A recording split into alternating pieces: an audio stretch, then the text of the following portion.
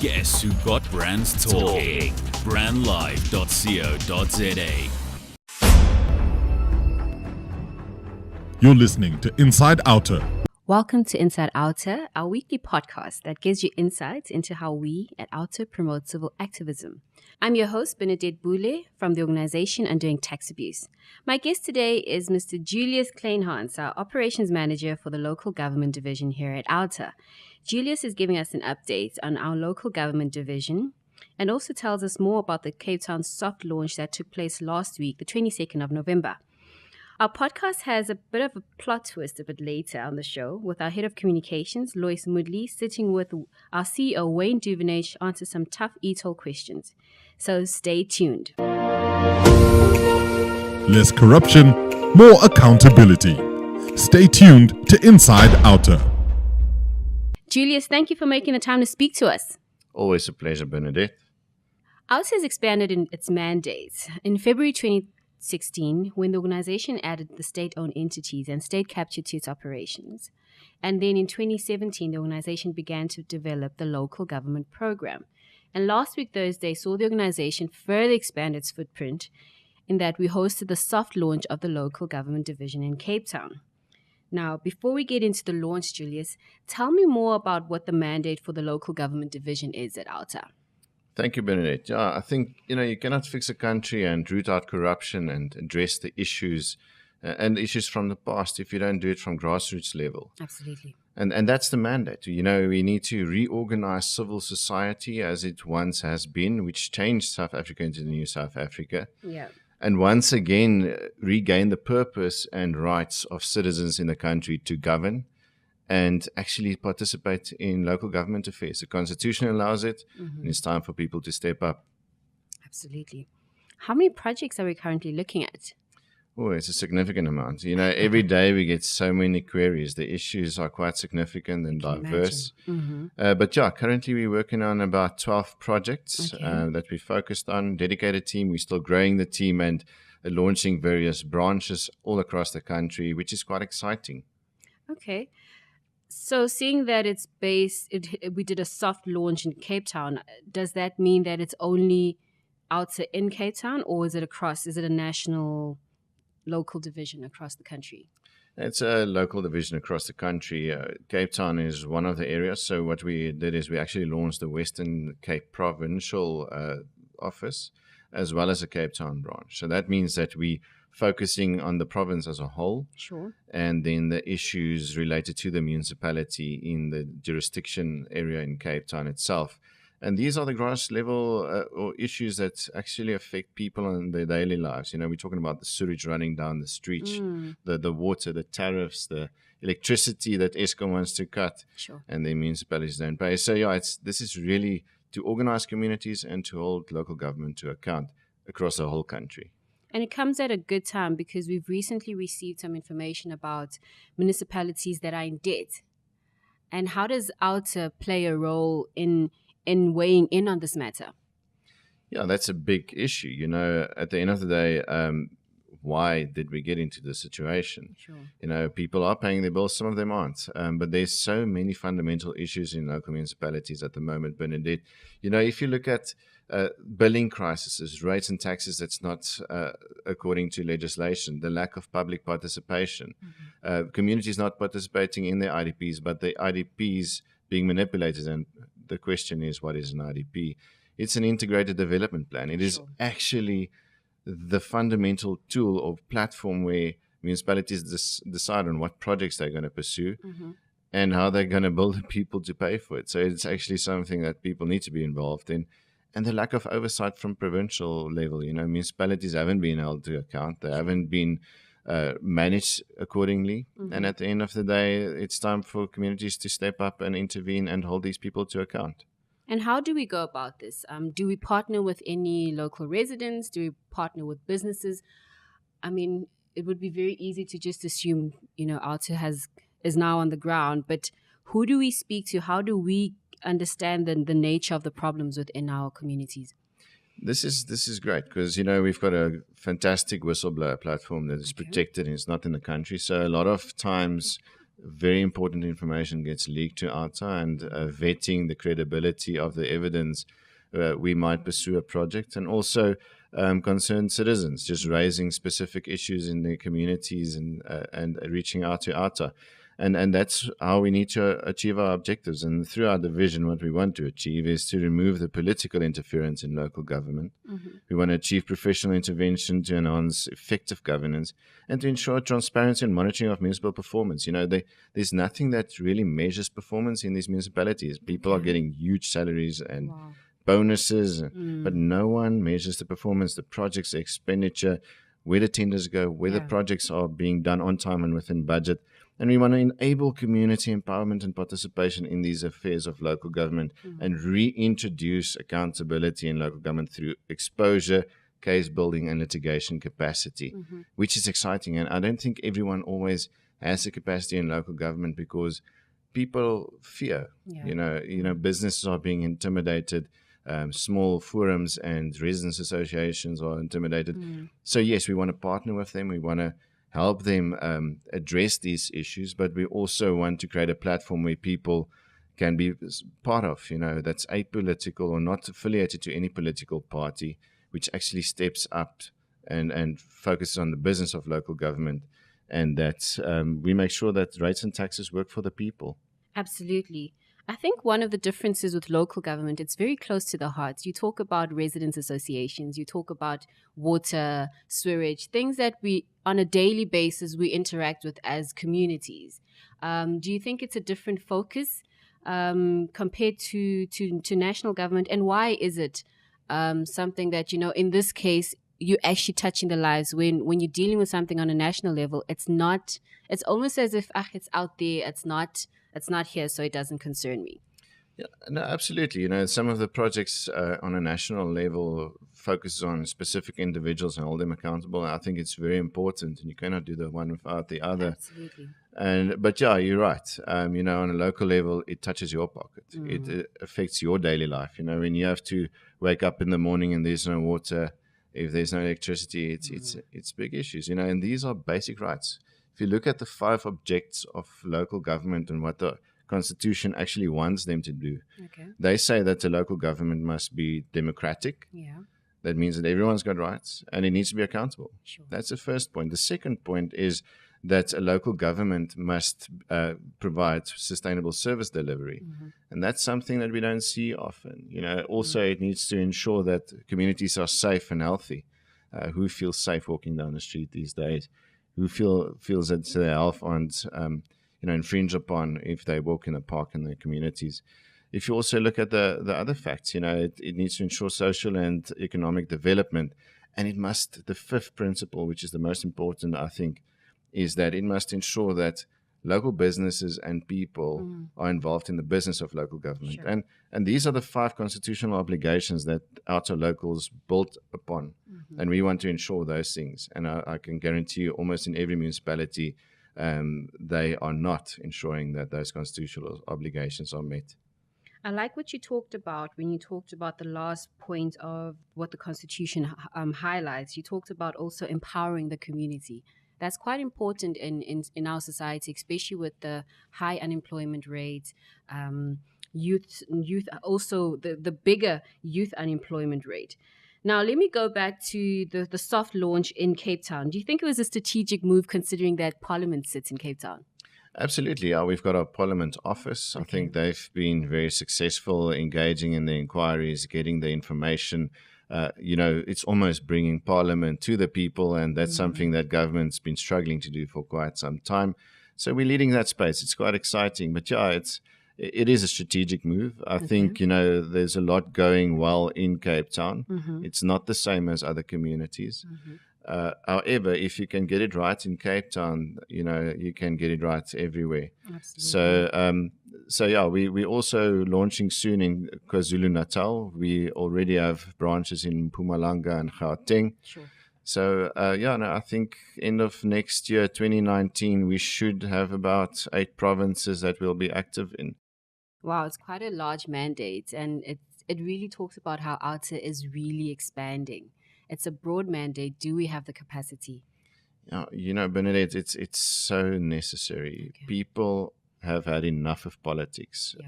Unfortunately, in this country, they've proven that politics have ruined what South Africa could be like. Municipality should be a business that grows the economy and people, and energy tariffs must come down, water must come down, all those things. And the only way we can do it is through people that empower us. We can't only empower people. So we need supporters in these towns to fund this model, to make it sustainable so that these towns are empowered. And the nice thing about this, Bernadette, 85% of all funding from these towns are ring-fenced back into their communities, and the other 15% helps fund the national projects. Okay. So this is the shareholders are the people at the end of the day. And I think this is the kind of thing that everyone needs and wants in South Africa, to see their money work for them and accountability to be reintroduced in South Africa. Absolutely. Well, you're listening to Inside OUTA. I'm sitting with Julius Kleynhans, our head of local government division. Julius, do you have any parting words? Yeah, I think this country is beautiful and it's got so much potential, but it's up to us to make the difference. Absolutely. And, if everyone can bring their part, whether they're passionate about a specific thing, in their community, just step up and start doing it. If you don't have a platform or somewhere you want to do it, then please form part of OUTA supporter base. The contribution of whatever you want to contribute every month can make the big difference. And it's thousands to millions of us, giving these small contributions that can make the sustainability and significant difference. And if anyone wants us to phone them back and speak more about this, feel free to SMS local government to 35005. That's local government to 35005. And an SMS costs R1 and we'll phone you back. Fantastic. Julius, thank you for your time. Next up, we have OUTA CEO Wayne Duvenage giving us more insights and facts on the e-tolls. I'm your host, Bernadette Bule. I look forward to continue our conversation. Catch us on our social media pages on OUTA SA, whether on Twitter or on our website. Harnessing the power of talk radio. Brandlive.co.za. Welcome to Inside OUTA. I'm Lois, Moodley, the head of communications here at OUTA. Thank you for joining us.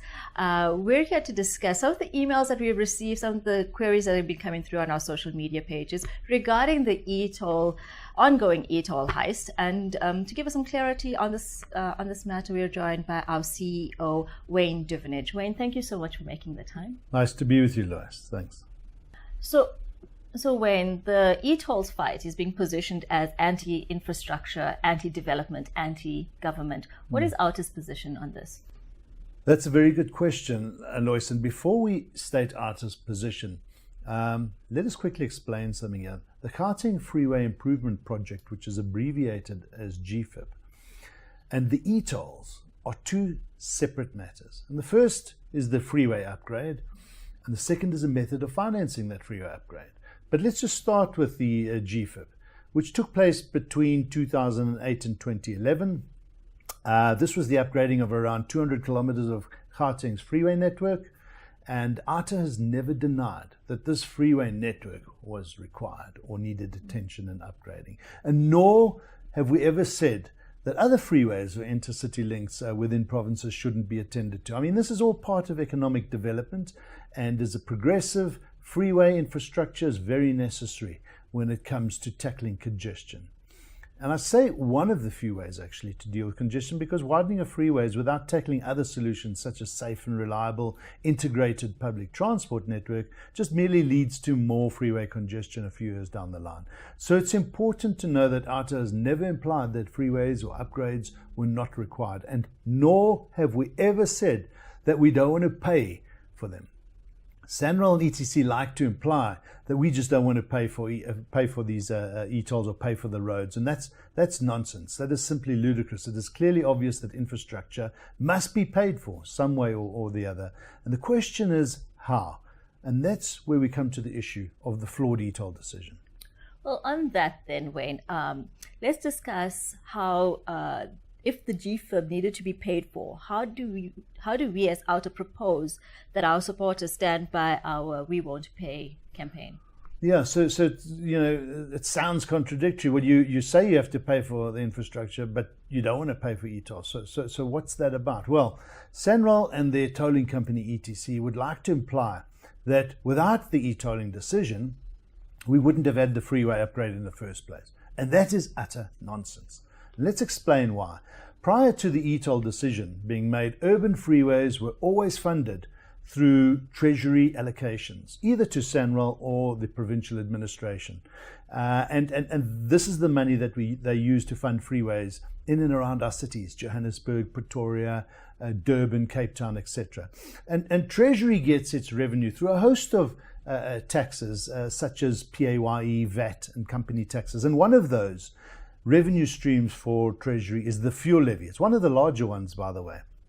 And it's important to know that the fuel levy this year will contribute about 75 billion rand to Treasury's coffers. And a third of that, roughly a third of that, comes from Gauteng motorists.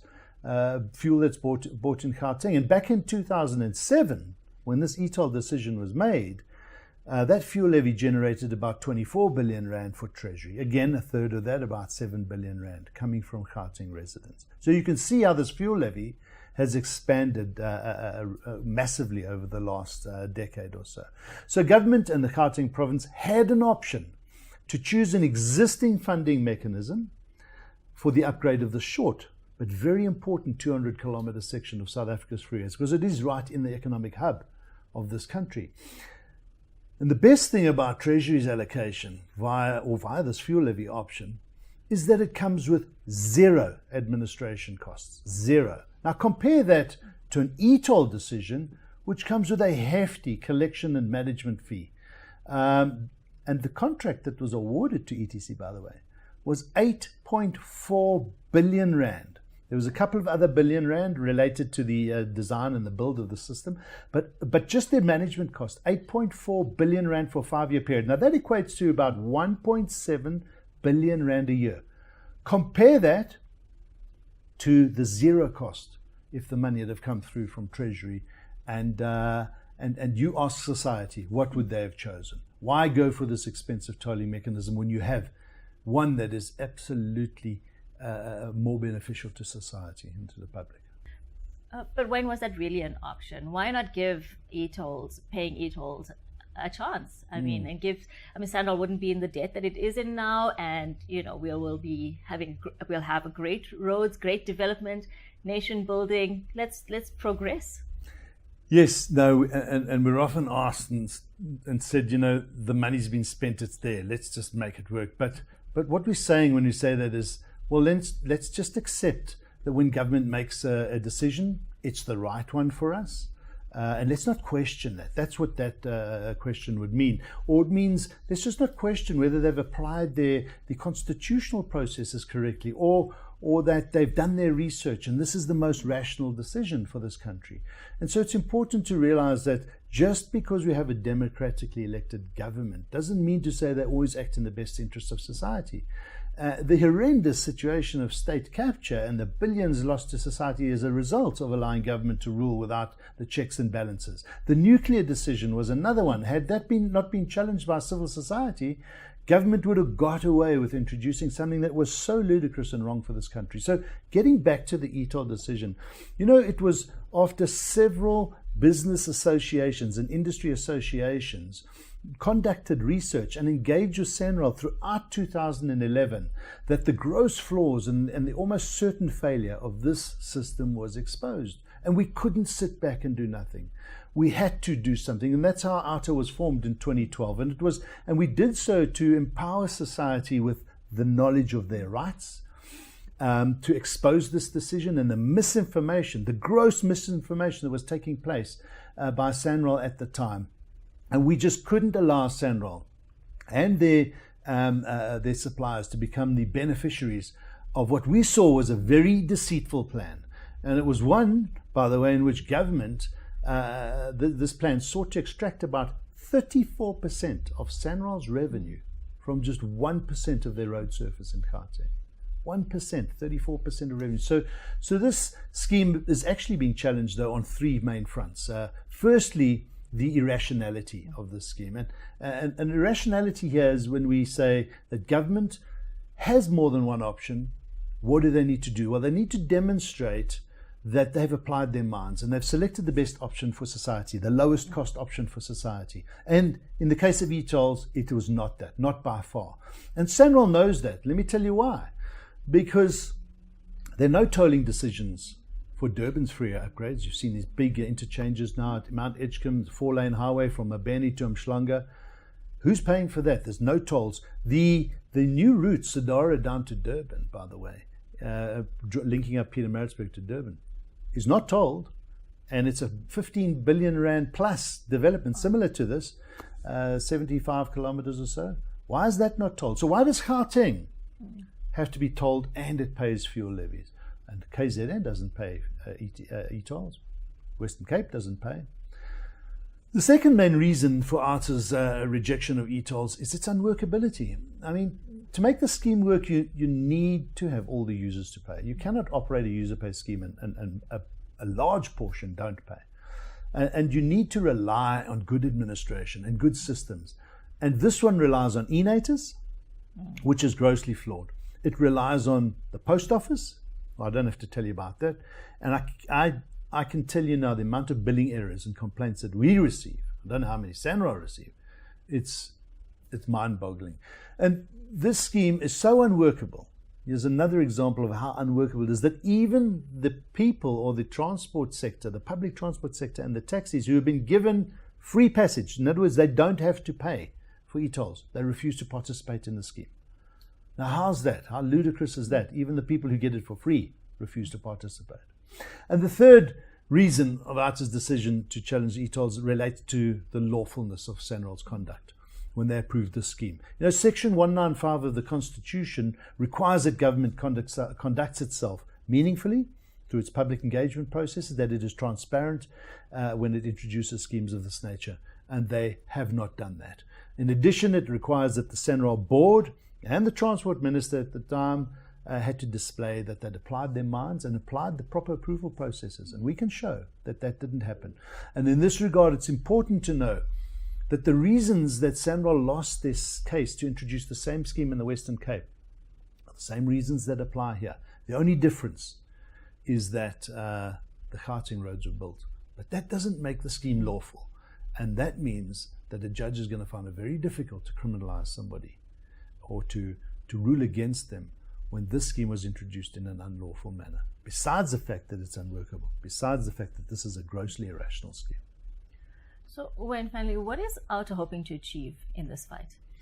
Well, I think we speak for millions of South Africans when we say that we want to live in a country that functions efficiently.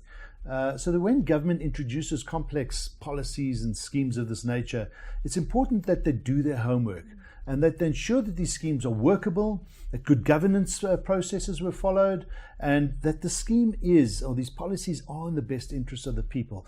The best interest of the public needs to be core at all of these decisions. And on the e-toll issue, if we are successful as society to have this decision formally reversed or cripple it, as we have done through a very successful and constructive civil disobedience campaign, our government will have no option but to recognize the power of the people and the will of the people.